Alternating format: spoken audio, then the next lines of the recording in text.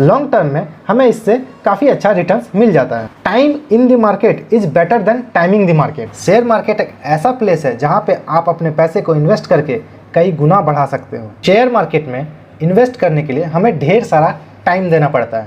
एक mutual fund को analyse करना किसी कंपनी को एनालाइज करने की तुलना में बहुत ही आसान है और आप भी ये आसानी से कर सकते हैं। ऐसे आप इंडेक्स फंड को आसानी से चुन के उसमें आप अपना पैसा लगा सकते हैं। इस प्रकार आपको बहुत ज़्यादा समय भी नहीं देना पड़ेगा और आप मार्केट में इन्वेस्टेड भी रहोगे। नमस्कार दोस्तों, स्वागत है आपका। शेयर मार्केट एक जुआ है। शेयर मार्केट का नाम सुन के सबसे पहले आपके दिमाग में भी यही आता है ना कि शेयर मार्केट एक जुआ है और हम अपनी मेहनत की कमाई को एक जुए में तो कतई नहीं हार सकते। दरअसल हमारी सोसाइटी ने हमारे दिमाग में ये बात भर दी है कि शेयर मार्केट एक जुआ है। हालांकि वो भी पूरी तरह से गलत नहीं है। उनके समय में जब इतने टेक्नोलॉजिकल एडवांसमेंट नहीं हुई थी तब शेयर मार्केट के बारे में बहुत ज़्यादा जानकारी लोगों के पास नहीं थी और शेयर मार्केट को कुछ लोग मैनिपुलेट भी कर लेते थे, जिस वजह से रिटेल इन्वेस्टर को शेयर मार्केट में काफ़ी लॉस भी झेलना पड़ता था।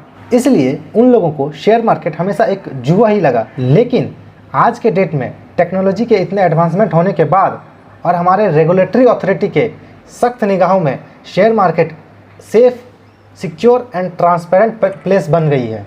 तो आज के डेट में ये कहना कि शेयर मार्केट एक जुआ है, ये बिल्कुल सही बात नहीं होगी। शेयर मार्केट एक ऐसा प्लेस है जहाँ पे आप अपने पैसे को इन्वेस्ट करके कई गुना बढ़ा सकते हो। लेकिन एक बात तो है कि शेयर मार्केट में इन्वेस्ट करने के लिए हमें ढेर सारा टाइम देना पड़ता है। कंपनी को एनालाइज करो, मार्केट को एनालाइज करो, कंपनी के एनुअल रिपोर्ट्स पढ़ो, कंपनी के कंपटीशन को समझो, कंपनी क्या प्रोडक्ट बनाती है इसके बारे में जानो, उस कंपनी का फ्यूचर प्रोस्पेक्ट्स क्या है इसको समझो, कंपनी के क्वार्टरली रिजल्ट्स को ट्रैक करते हुए अपडेट रहो, एट्सेट्रा एट्सेट्रा। और हम नौकरी करने वाले लोग इतना ज़्यादा समय तो कतई नहीं दे पाते हैं। नौकरी के साथ साथ फैमिली को टाइम देना यही अपने आप में बहुत ज़्यादा हो जाता है।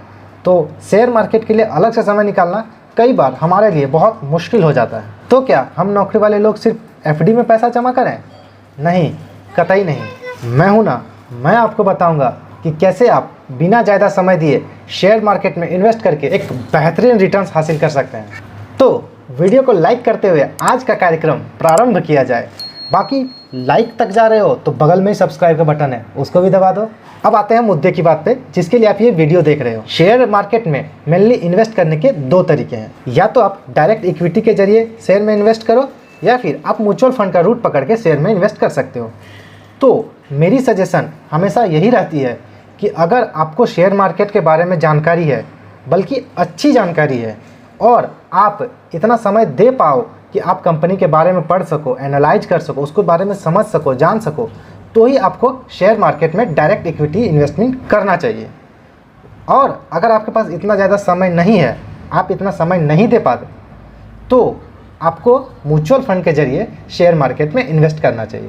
म्यूचुअल फंड शेयर मार्केट में इन्वेस्ट करने का एक बेहतरीन ऑप्शन है और इसके जरिए भी आप एक अच्छी रिटर्न्स जनरेट कर सकते हैं। एक म्यूचुअल फंड को एनालाइज करना किसी कंपनी को एनालाइज करने की तुलना में बहुत ही आसान है और आप भी ये आसानी से कर सकते हैं। लेकिन इन केस मान लेते हैं आप ये भी नहीं करना चाहते, तो भी आप एक इंडेक्स फंड में अपना पैसा इन्वेस्ट करके शेयर मार्केट की रिटर्न्स का फ़ायदा उठा सकते हैं।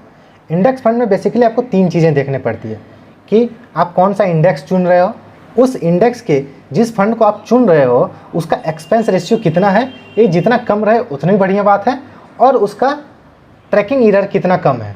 ट्रैकिंग एरर जितना कम रहे उतनी अच्छी बात है। ऐसे आप इंडेक्स फंड को आसानी से चुन के उसमें आप अपना पैसा लगा सकते हैं। लेकिन एक बात का विशेष ध्यान रखना चाहिए, चाहे डायरेक्ट इक्विटी इन्वेस्टिंग हो या फिर म्यूचुअल फंड के जरिए शेयर मार्केट में इन्वेस्ट करना हो, आपको एक लंबे समय के लिए इन्वेस्ट करना चाहिए। 5 साल, 10 साल, 15 साल, 20 साल, जितना ज़्यादा लंबे समय के लिए आप इन्वेस्ट करेंगे, आपके अच्छे रिटर्न्स जनरेट करने के चांसेस उतने ही ज़्यादा होते जाएगी। लेकिन एक चीज़ जो हमारे इन्वेस्टिंग जर्नी को थोड़ा डिस्टर्ब करती है और हमारे रिटर्न्स को अफेक्ट करती है, वो है कि हम जैसे ही शेयर मार्केट के बारे में थोड़ा बहुत जानने लगते हैं तो हम ये समझ जाते हैं कि शेयर मार्केट में आप कम रेट पे ख़रीदते हो और ज़्यादा रेट पे बेचते हो तो आपको प्रॉफिट होता है।